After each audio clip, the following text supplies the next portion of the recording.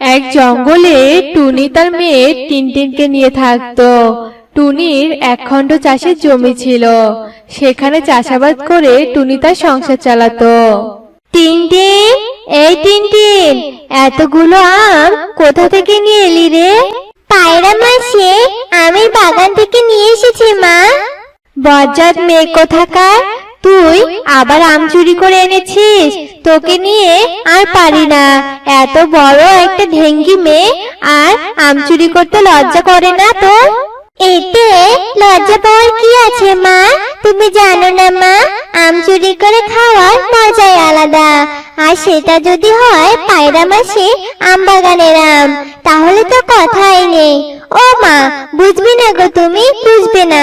এখন কি তুমি চেঁচামেচি করে জঙ্গলে সব পাখিকে জানাবে নাকি? যাকে আমি এখন আসছি মা, এসে আমের ভর্তা বানাবো। এই টিনটিন, টিনটিন, কোথায় যাচ্ছিস? তারা বলছি, এই মেয়েটাকে নিয়ে আর পারি না বাপু, আবার কোথায় চলে গেল?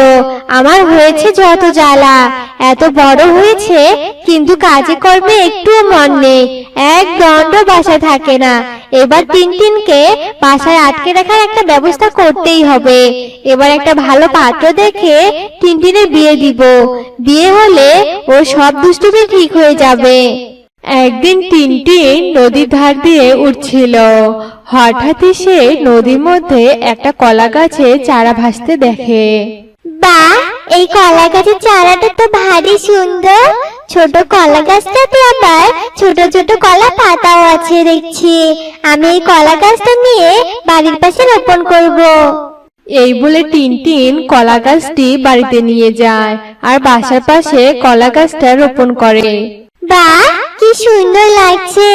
এই কলা গাছটি সত্যি অনেক সুন্দর। তোকে আমার অনেক ভালো লাগছে রে কলা গাছ, আজ থেকে তুই আমার বন্ধু। এরপর টিনটিন কলা গাছের গোড়ায় পানি দেয়, আর তখনই সেখানে টুনি আসে। কি ব্যাপার টিনটিন, কোথায় ছিলে এতক্ষণ? আমি তোকে সে কখন থেকে খুঁজছি, তোকে দেখতে এসেছে। চল তাড়াতাড়ি আয় বলছি। আজব কথা তো, আমাকে দেখতে এসেছে?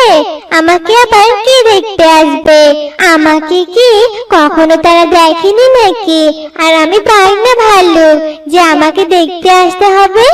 চুপ চুপ কর, আর একটা কথাও বলবি না তুই।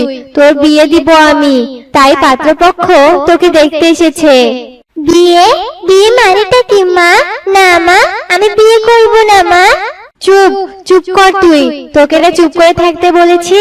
চল চল এখন আমার সাথে, চল পাত্রপক্ষের সামনে চল।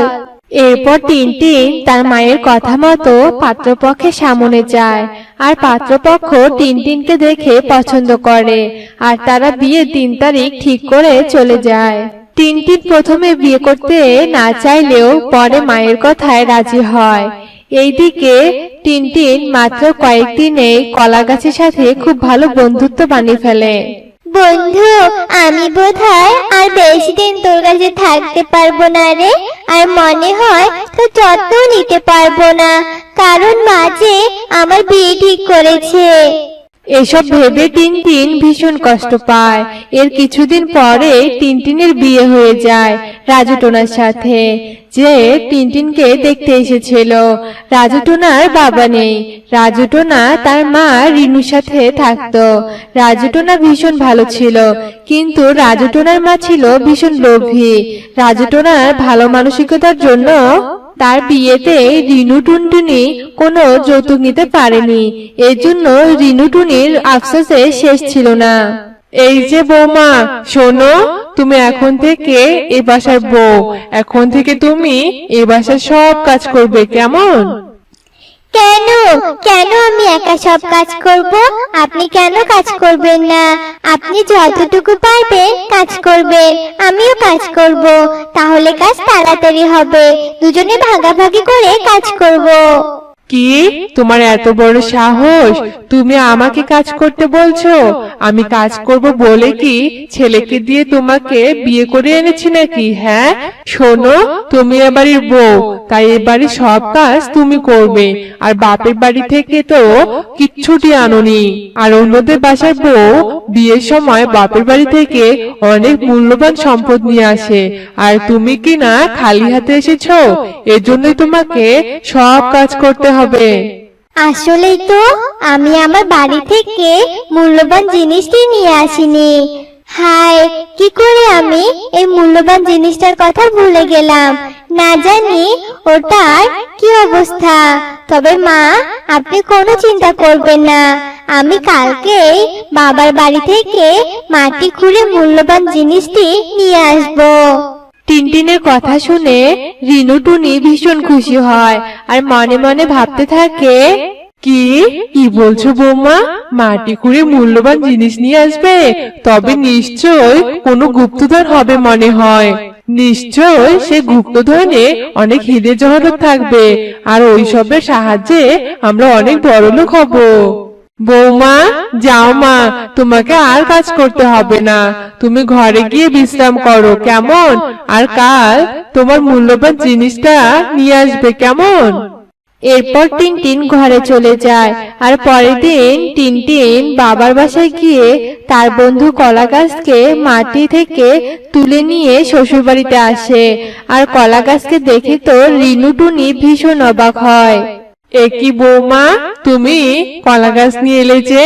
কোথায় কোথায় সে মূল্যবান জিনিস? আরে মা, এই কলা গাছই তো আমার মূল্যবান জিনিস। আমার খুব আপন বন্ধু, আর বন্ধু থেকে কি মূল্যবান জিনিস আর কিছু হতে পারে নাকি বলে? এই কলা গাছটার কথাই তো আমি বলেছিলাম মাটি খুঁড়ে নিয়ে আসবো, আর আমি মাটি খুঁড়ে সাবধানে নিয়ে এসেছি যেন পড়ে না যায়।